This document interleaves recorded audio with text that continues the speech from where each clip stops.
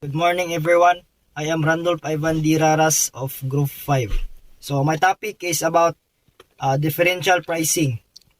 So differential pricing also referred as discriminatory pricing. This means charging different prices to different buyers for the same quality and quantity of the product.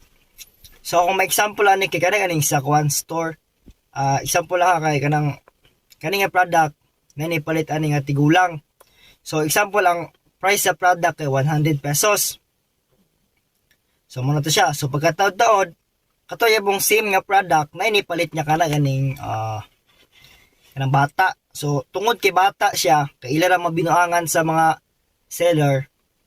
So ila lang i-presyo sa bata kay 150. So muna siya gitawag nga kaning differential pricing, kay gitawag siya nga discriminatory kay dili patas ang pagkuan ba hatag sa price sa mga gapalit biskag same og kuan lang, same product, same quality, same quantity. Muna na discriminatory sa pricing. Sunod, differential pricing strategies. So differential pricing strategies seek to offer users the best price option, enabling them to finalize their purchase. Sa differential pricing na lima ka buok nga kuan basis. So number 1, customer segment pricing.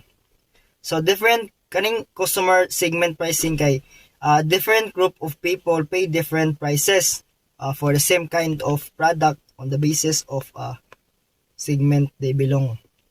So number 2, image pricing.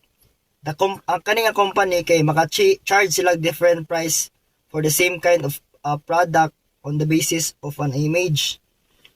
So number 3, product form pricing. So different price charge for different variant of the same product. So number 4, location pricing. Kaning location pricing mo ni siya ang kuano example. Ang kani siya nga product gikan sa manufacturer. So ila na i-travel, example i-travel na sa Manila to Davao. So tungod kay laylay man ang kalayon sa Manila ug sa Davao, naging sila iset nga kanang price sa tapos sa Davao or sa Manila kay para kanang travel cost sa ilang product nga gibaligya nila sa different nga lugar kay ilang mabawi sa pagbaligan nila silang product. So number 5, so time pricing. The price of a product varies with the time, such as the price charged is less in the off season as compared to the season time. So mo to siya no. So kani din kuan mga differential pricing napo ni siya advantage. So naitulo ka advantage. First, revenue optimizing. So the main advantage of differential pricing is that kani siya mo enable ni siya sa company no kay para ma-optimize ang ilang revenue. So in general, company wants to sell its product or service to a given customer for as much as he is willing to pay. So number 2, cost covering. So another major gyapon ni siya nga kuno sa nga benefit sa kuan differential pricing strategy. Kay kani siya kay na siya ability no nga kuan mag-establish og kanang diverse price points nga makatabang sa account for cost of making products. So number 3, production efficiency. Effective differential pricing has a strong correlation with production efficiency according to Gavi case. So mo to na siya na production efficiency daw kay kuan effective ni siya differential pricing kay na siya strong correlation with high production efficiency. Sunod, discount and allow. Sa discount na siya kuan kabuok nga discount no. Upat. So first is the type of discount which allowed of the quoted price which reference specific position enjoys by the buyer in the channel of distribution. So, second nga discount kay seasonal. Is the type of discount which deduction is allowed siya nga kuan over and above the trade discount. Kay quantity third quantity discount. Quantity discount kay muna siya ang type nga discount to kay nga which can allowed ang kuan kanang quoted price to buyers on the basis quantity both. So fourth discount, cash discount. The type of discount which is the deduction from the invoice price granted to all those who clear their bills within the desired deadline. So, may cash deduction. So, sunod. Dynamic pricing strategy. So, in dynamic pricing, the price is not firmly set. So, ang price kay dili siya firmly set. No? Instead of it change based on changing circumstance, such as increase in demand at a certain times, type of customer being targeted, or changing marketing condition. So, ang dynamic pricing daw, no, kay dili siya kung ano, not firmly set instead of change. So, kani siya, ga-increase siya in such at kung siya kung ang taas ang demand. So, sunod, escalator clauses. Price is the amount of money asked or given for something. So, it is hard to come up with the right price that will match the quality of a product or a service.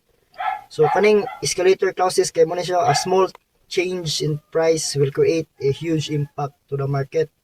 So, muna nga kana yung mga kuan, kanang mga businessman dili gini sila basta-basta magpataas o kanang mga kanang price silang product. Kay once man gud magpataas sila og price sa product, maka-create yun na og kuan kanang maka-create na og kanang kuan de ilang product nga ginabaligi sa kuan sa market, kay makuan na maluang demand. So dako kay sila og kuan kanang pildi sa market. Susunod, estimating cost. Demand set a ceiling on the price the company can charge for its product. Steps process for cost estimation. Number 1 is identifying direct cost. Identifying direct cost is that you will list all the expenses that you use to buy the materials to create the product. Number 2, calculate indirect costs. Indirect costs are all expenses that support the overall operation of a business but can't be directly linked to a specific project. To calculate them, you add up all these general expenses like rent, utilities, and office supplies. Number 3, allocate overhead costs. Overhead costs are those that are not directly related to the production of goods or services but are necessary for the operation of a business. Example, rent, utilities, insurance, legal fees, office supplies, and advertising. Number 4, include labor cost. The total wages, benefits, and payroll takes paid to and for all employees.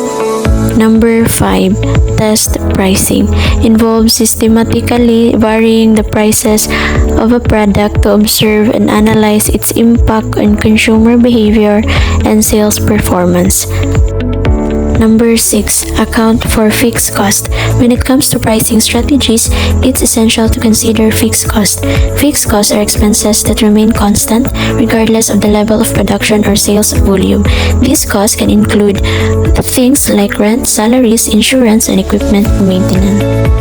Number 7, estimate total cost per unit. To estimate the total cost per unit, you need to consider both fixed cost and variable cost. Fixed costs, as mentioned earlier, remain constant regardless of the production volume, while variable costs fluctuate with the level of production. Number 8, determine desired profit margin. To determine your desired profit margin, you need to consider various factors such as your business goals, industry standards, and market conditions. One common approach is to set a target profit margin based on industry benchmark or your company's financial objectives. Calculate selling price. By accurately calculating the selling price, businesses can ensure that their prices cover cost and generate a profit while remaining competitive in the market. Number 10. Analyze competitors' pricing.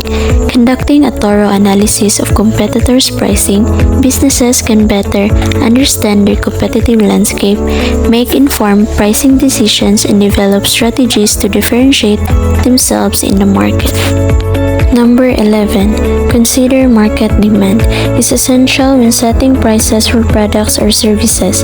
Market demand refers to the quantity of a product or service that consumers are willing to purchase at a given price and time. Number 12. Monitor and adjust.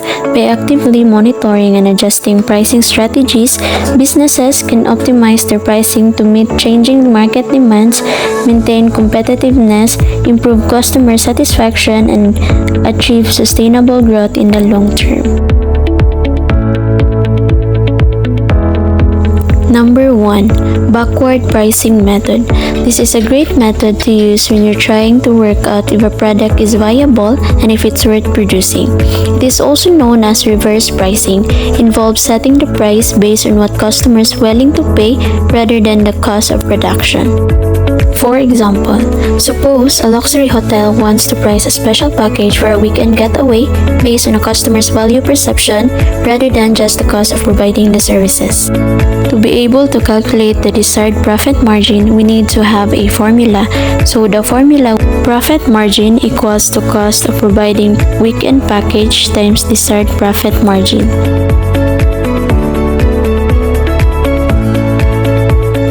Number 2. Keystone Markup Method. The most common way of pricing fashion items is using the Keystone Markup Method. It is also a pricing strategy where the selling price is set at double the cost price. In other words, the markup percentage is 100%, making it easy to calculate the selling price by simply double the cost. For example, if a retailer purchases a dress of $50 and applies a Keystone markup of 100%, the selling price would be calculated as follows. Number 3. Absorption pricing method is a cost-based pricing strategy where the selling price of a product is set by adding a markup to the total cost of production. So, let's consider a scenario where a company produces a gadget with the following cost.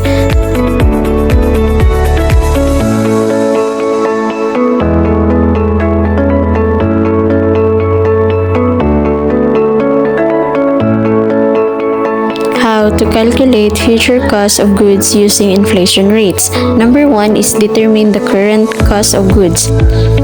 Number 2 is select the inflation rate. Number 3 is calculate the future cost of goods. So for us to be able to calculate the future cost of goods, we need to have a formula. So the formula is future cost of good equals to current cost of goods times 1 plus inflation rate. So number 4 is consider multiple periods. So for example, the current cost of goods is $60 and the expected inflation rate is 3% per year and the future cost of rice after 2 years. So let's see how to calculate the future cost of goods using inflation rates. Demand curve illustrates the relationship between prices of a product or services and the quantity demanded by the customers.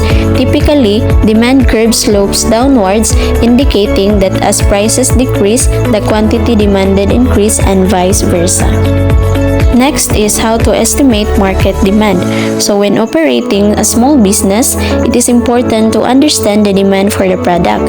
If one produces more product than there is demand for, then one will lose money to unsold stock. If one produces too few goods, then one will lose money from missed opportunities. So next is estimating market demand. So number 1, we have analyze price sensitivity. So analyze price sensitivity is to understand how changes in price affect the quantity demanded. Number 2 is understand customer preferences. So study consumer preferences, trends, and buying patterns to accurately gauge the demand for your product or service. So number 3 is competitive analysis. Evaluate competitors' pricing strategies and market positioning to understand how your pricing will impact demand relative to theirs. So number 4 is market research. Conduct survey, focus groups, or analyze existing data to gather insights into customer needs and expectation. So the given data is price of $20 resulted in 1,000 units per month and price of $25 resulted in 800 units sold per month. To estimate the market demand at different price points, we can use the midpoint formula to find the price elasticity of demand.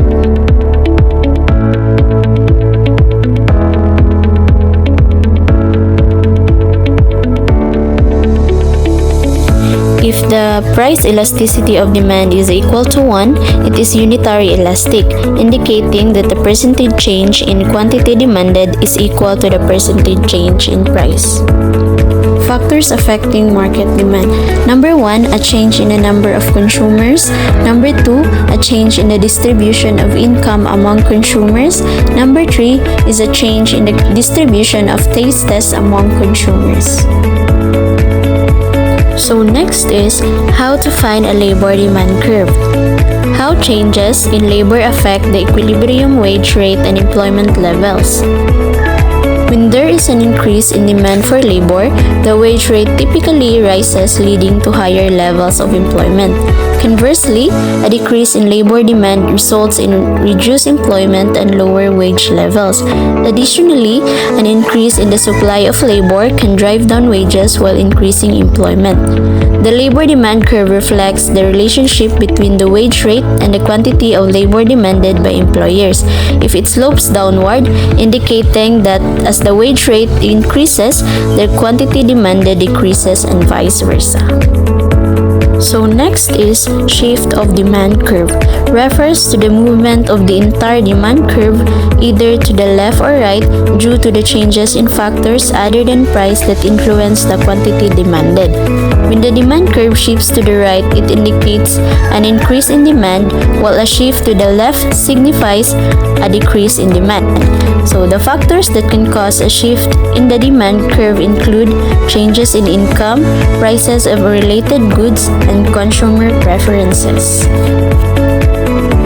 Factors affecting individual demand: price sensitivity, consumer preferences, income levels, market competition, product differentiation, promotional activities, and external factors.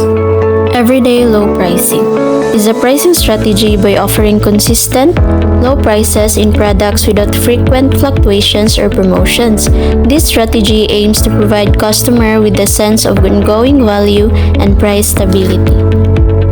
Experience curve pricing and product line pricing are two distinct pricing strategies that businesses utilize to maximize profits and market share. It is an experience curve pricing is based on the concept that as production volumes increase, unit costs decrease due to accumulated experience in production process. Companies can then price products lower to gain market share and benefit from cost reduction. So product line pricing involves setting different price points for product line based on features, quality, and target markets. This strategy aims to capture value from different customer segments and maximize revenue. So next is the product line pricing under the marginal moment model with network effects is a sophisticated pricing strategy that considers the impact of a network effects on consumer behavior and pricing decisions. In this context, the marginal moment model focuses on analyzing the marginal changes in pricing and their effect on consumer demand and profitability.